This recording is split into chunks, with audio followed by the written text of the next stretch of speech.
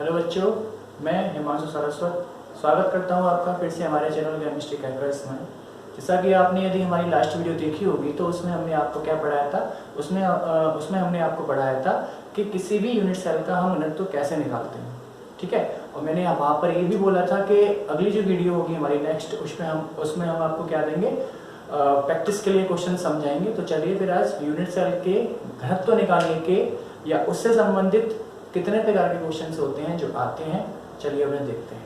तो देखो, सबसे पहला जो हमें क्वेश्चन दे रखा है, क्वेश्चन हमारा ये लिखा हुआ है, क्या बोला है इसमें, एल्यूमिनियम एफसीसी संरचना में क्रिस्टलीकृत होता है। मतलब कि एल्यूमिनियम एक धातु होती है, आपको पता है, जिसकी संरचना कैसी होती है, एफसीसी क्रिस्टलीकृत होता है। इसकी एकक कोशिका की लंबाई 404 पिकोमीटर है। एल्यूमिनियम का घनत्व ज्ञात कीजिए। यदि आपको याद हो तो मैंने यूनिट सेल का घनत्व निकालना आपको बताया था, उसका फॉर्मूला डिराइव कराया था और साथ ही साथ वहां पर एक क्वेश्चन भी कराया था। और उस क्वेश्चन को करने के लिए मैंने आपसे सबसे पहले एक बात बोली थी कि किसी भी न्यूमेरिकल को करने के लिए सबसे मेन चीज होती है तीन। पहला, उस क्वेश्चन को बहुत ही अच्छे से आप ऑब्जर्व करके पढ़ें। आप उस क्वेश्चन में आपको क्या क्या दिया है वो आप नोट डाउन करें, ठीक है। देन उसके पश्चात क्या पूछा है आप उसमें ये खोजें और उसे निकालने के लिए क्या फॉर्मूला होता है उसे भी आप देखें, ठीक है। तो चलिए फिर अब जो हम करने जा रहे हैं वो हम करते हैं, ठीक है। देखें कैसे कि सबसे पहले देखो, एल्यूमिनियम एफसीसी संरचना में क्रिस्टलीकृत होता है। एफसीसी संरचना का मीन्स सिंपल सा है, हमें क्या दे दिया, नंबर ऑफ एटम, परमाणु संख्या जेड दी है। कितना होता है एफसीसी में, 4, ठीक है। एफसीसी में कितनी होती है, परमाणु संख्या 4, क्रिस्टलीकृत होता है। इसकी एकक कोशिका की लंबाई, एकक कोशिका का मतलब है कि उसकी कोर की लंबाई, ठीक है। यहाँ पर इसने क्या बोला है, एकक कोशिका की कोर की लंबाई है, यहाँ पर है ना, यहाँ पर ऐड कर दें आप, एकक कोशिका की कोर की लंबाई कितनी दी है, ए बराबर कितना दिया है, 404 पिकोमीटर। आपको याद हो तो मैंने वहां पर बोला था कि आपने क्या करना है, चाहे आपको नैनोमीटर में दी हो, चाहे एंगस्ट्रॉम में दी हो, चाहे दी हो पिकोमीटर में, आपने वो चेंज करनी है सेंटीमीटर में। तो चलिए फिर चेंज करते हैं। आपको पता है कि 1 पिकोमीटर इज इक्वल टू होता है 10 की पावर माइनस 10 सेंटीमीटर। मैंने लास्ट में वीडियो में लिखा है सारी चीजें, ठीक है। जिन्हें नहीं पता है वो लास्ट वीडियो में जाकर के देख लें और मैं डिस्क्रिप्शन में उसकी लिंक भी डाल दूंगा, ठीक है। तो 10 की पावर माइनस 10, तो चलिए ए बराबर आ गया, 2 पावर कम कर लेते हैं, ए बराबर आ गया 4.04 इंटू 10 की पावर माइनस 8 सेंटीमीटर, ठीक है। हमारे पास ए आ गया, हमारे पास जेड आ गया। हमें एल्यूमिनियम दे रखा है, एल्यूमिनियम का अणुभार कितना होता है, एल्यूमिनियम का अणुभार मोलर मास कितना होता है, वो होता है 27, ठीक है। 26 भी लगाया जाता है कहीं पर, लेकिन 26.89 के समथिंग होता है, इसलिए हम उसे क्या लिख लेते हैं, 27 लिख लेते हैं, ठीक।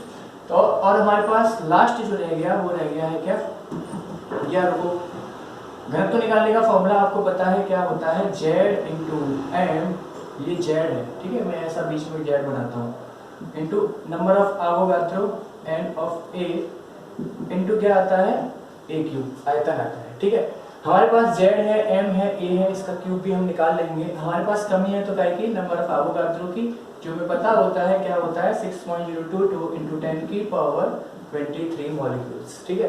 तो चलिए फॉर्मूला में अप्लाई करते हैं।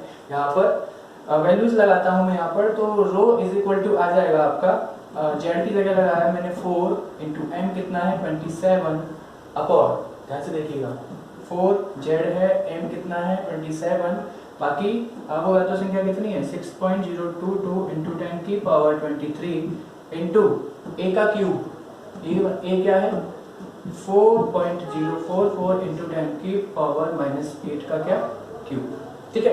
इतना आ गया। अब चलो इधर आते हैं। देन रो, या तो रो से प्रदर्शित कर लेंगे या डी, शायद मैंने लास्ट वीडियो में आपको डी वाला, डी से डिनोट किया होगा, लेकिन रो भी होता है, ठीक है।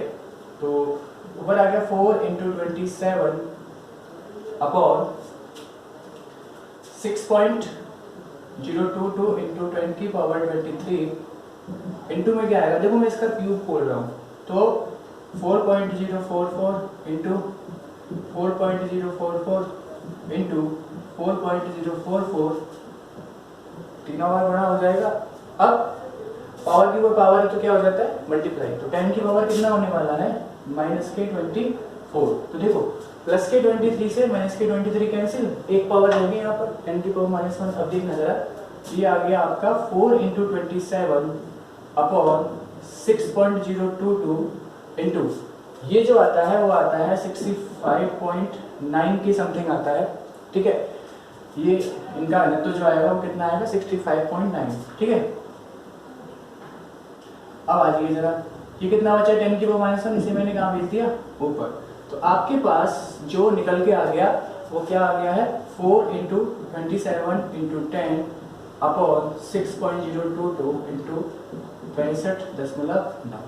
आप अब इसे जब सॉल्व कर लेंगे तो आपके पास क्या आ जाएगा आंसर आ जाएगा। तो मैं आपको डायरेक्टली इसका आंसर बता देता हूँ। वो आपका आंसर जो है इसका वो आगे वाला है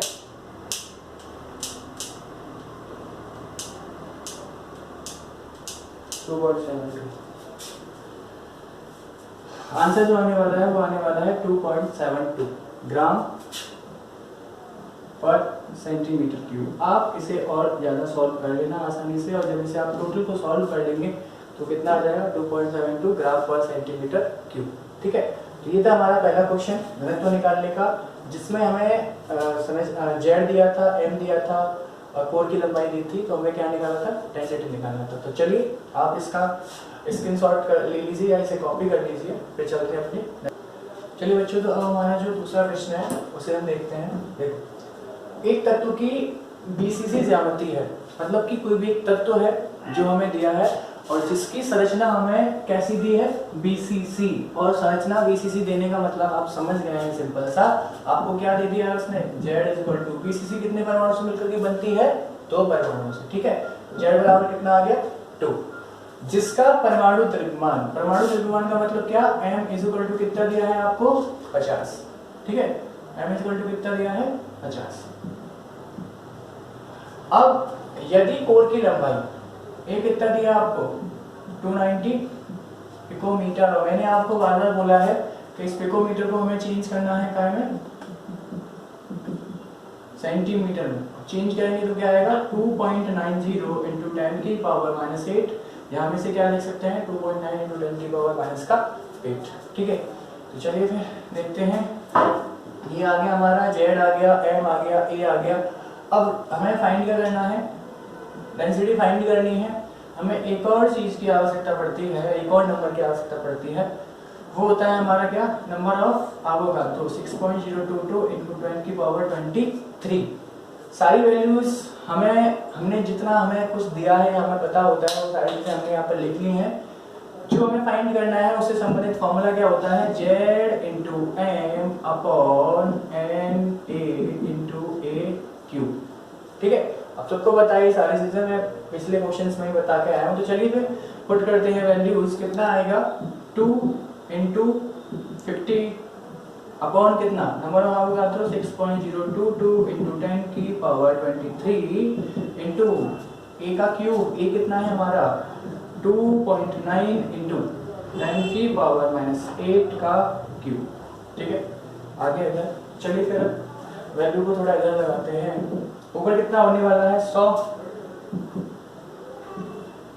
अपॉन, देखिए वैल्यू को आगे बढ़ते हैं 6.022 × 10 की पावर 23 एवोगाड्रो संख्या ये इनटू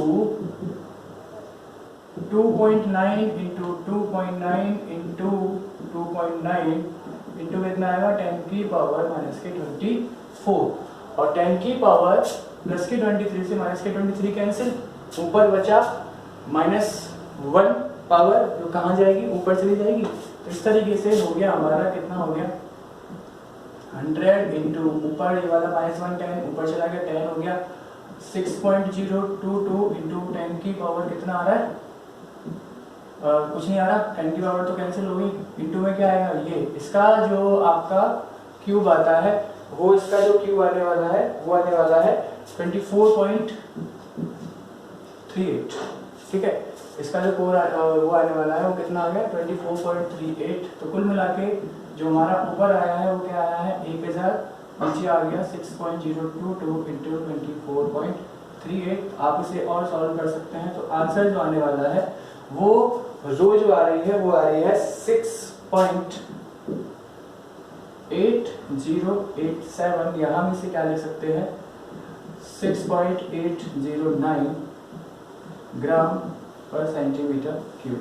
ये आएगा आपका आंसर घनत्व, मतलब कि उस यूनिट सेल का या उस तत्व का जो घनत्व होगा वो क्या होगा 6.0809 ग्राम पर सेंटीमीटर क्यूब। ठीक है, चलिए फिर आप इसे कॉपी कीजिए, नहीं चलते हैं नेक्स्ट क्वेश्चन की तरफ। तो हमारा जो तीसरा प्रश्न है उसे हम देखते हैं। देखो, घनत्व निकालने का फॉर्मूला जो होता था हमारा वो होता था rho is equal to Z into M upon number of Avogadro into कोर की लंबाई का क्यूब, यही होता था। अब बात क्या है कि ज्यादातर क्वेश्चन में पूछा जाता है हमसे घनत्व, डेंसिटी को पूछ लेता है, कई क्वेश्चनों में परमाणु पूछ लेता है किस प्रकृति का है, प्रकृति बताने के लिए अगला क्वेश्चन बताऊंगा एक ऐसा, कई में पूछ लेता है वो क्या कहते हैं आपका कोर की लंबाई बताइए या उसका आयतन बताइए। तो देखते हैं फिर ये जो हमारा क्वेश्चन है वो किस प्रकार का है। चलिए क्वेश्चन पढ़ते हैं। कॉपर धातु का घनत्व, मेटल दे रखी है कॉपर, कॉपर का जो अणुभार होता है वो कितना होता है 63, ठीक है 63.54 होता है एक्चुअल में, ठीक है। तो चलिए फिर कॉपर धातु का घनत्व अणुभार आ गया 63, घनत्व रो दिया है हमको कितना 8.95 ग्राम पर सेंटीमीटर क्यूब, डेंसिटी हमें दे दी। यदि कॉपर के कोर की लंबाई है ना, कॉपर के कोर की लंबाई, कोर की लंबाई मतलब क्या दे दिया हमें ए दे दिया है इसने, कोर की लंबाई कितनी दी है 361 पिकोमीटर। जैसा कि मैं पिछले क्वेश्चनों में आपको लगातार बताता आ रहा हूँ कि आपको पिकोमीटर को चेंज करना है क्या में सेंटीमीटर में, तो इंटू 10 की power -10 centimetre A is equal to 3.61 into 10 की पावर -8 सेंटीमीटर, ठीक है।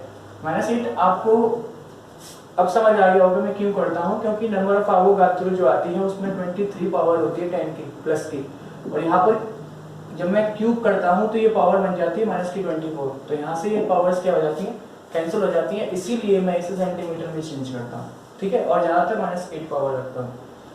एम हो गया, डेंसिटी हो गई, कोर की लंबाई हो गई, बताना क्या है हमें प्रकृति। तो देखो यदि यहाँ पर दिया होता कि बीसीसी संरचना है, एफसीसी संरचना है, एससीसी संरचना है, तो ये क्या है, ये इनकी प्रकृति है, और इन प्रकृति के द्वारा हमें पता पड़ता है कि वो कितने परमाणु से मिलकर के बनी है। बीसीसी होगा तो 2 परमाणु, एफसीसी होगा तो 4, एससीसी होगा तो केवल 1 परमाणु, ठीक है। तो इसी तरीके से हमें यहाँ पर फाइंड क्या करना है, समझो मेरी बात को, कि जब भी आपको इकाई सेल की प्रकृति निकालनी हो, ठीक है, जब भी आपको इकाई सेल की प्रकृति निकालनी हो तब आपने क्या फाइंड करना है, जेड फाइंड करना है, ठीक है। चलिए फिर करते हैं क्वेश्चन को आगे बढ़ते हैं। नंबर ऑफ एवोगाड्रो क्या होता है 6.022 इंटू 10 की पावर 20। तो चलिए फिर अब हम फॉर्मूला अप्लाई करते हैं। तो फॉर्मूला हमें पता है क्या होता है, rho is equal to Z into M upon number of Avogadro into कोर की लंबाई का क्यूब। अब चूंकि हमें यहाँ से फाइंड क्या करना है जेड, ठीक है, जेड हमें फाइंड करना है, तो फॉर्मूला बनाते हैं जेड, इस सबका इधर हो जाएगा मल्टीप्लाई, एम कहाँ जाएगा डिवाइड में, तो हो जाएगा rho into number of Avogadro into कोर की लंबाई का क्यूब अपॉन में क्या आ जाएगा उसका मोलर मास या फिर अणुभार। चलिए फिर सारी वैल्यूज पुट करते हैं, पुट द ऑल वैल्यूज। चलिए जेड इज इक्वल टू क्या है देखते हैं, कितना दिया है 8.95 हमको दिया है। नंबर ऑफ एवोगाड्रो कितना होता है 6.022 इंटू 10 की पावर कितना 23, इंटू में क्या आएगा ए का क्यूब, ए का क्यूब का मतलब है 3.61 इंटू 10 की पावर -8 का क्यूब अपॉन 63.54, ये हो गया 63.54। तो चलिए अब हम देखते हैं, जरा सॉल्व करते हैं अब इसे। जेड इज इक्वल टू 8.95, ठीक है, थोड़ा मैं छोटा लिखूंगा यहाँ पर, आगे स्पेस की कमी है इसलिए 8.95 इंटू 6.022 इंटू 10 की पावर 23 इंटू कितना आएगा 3.61 इंटू 3.61 इंटू 3.61 इंटू 10 की पावर, पावर के ऊपर पावर है तो क्या हो जाएगा पावर्स का मल्टीप्लाई हो जाएगा। तो यहाँ पर आने वाला है 10 की पावर -24 अपॉन में क्या आने वाला है 63.54, ठीक है, ये हमारी कैलकुलेशन होगी। अब देखना जरा, प्लस की 24 पावर से माइनस की 24 पावर कैंसिल, यहाँ पर बची 10 की पावर -1। देखना जरा, तो z इज इक्वल टू हो गया 8.95 इंटू 3.61 और हमारा क्या होता है 3.61। इसका जो आपका क्यूब आएगा वो आएगा 47.04 इंटू 10 की पावर -1 अपॉन 63.54। ठीक है, ये आ गया हमारा इतना हमने भी सॉल्व कर लिया। चलिए फिर आगे बढ़ते हैं। ये आपका मल्टीप्लाई होगा, मल्टीप्लाई आने वाला है 35.31 अपॉन इंटू 10 की पावर -1 है ऊपर, अपॉन कितना आने वाला है 4। ठीक है, तो इससे हम यदि इसे काटेंगे तो ये लगभग जाता है 39.9 इंटू 10 की पावर -1 7 चल रहा है, पावर कहाँ आएगी नीचे, तो ये आपका बन जाएगा z is equal to 39.9 upon 10, काटेंगे तो कितना आएगा z इज इक्वल टू 3.99। तो इसे हम, ये हमारा एक्चुअल आंसर आया। अब चूंकि ना तो एससीसी में इतने एटम होते हैं, ना बीसीसी में और ना ही एफसीसी में। एफसीसी में होते हैं 4, तो इसे हम क्या लिख सकते हैं z लगभग इक्वल है के 4 की। मतलब कि जो हमारी कॉपर धातु है वो उसकी प्रकृति कैसी है, वो किस संरचना में रखी है, वो रखी है एफसीसी संरचना में वो धातु हमारी रखी हुई है। ये है इसका आंसर। ठीक है, तो चलिए आप इसे कॉपी कर लीजिए। चलते हैं नेक्स्ट क्वेश्चन। चलिए बच्चों, अब हम देखते हैं अपना चौथा क्वेश्चन, लास्ट क्वेश्चन आज का हमारा।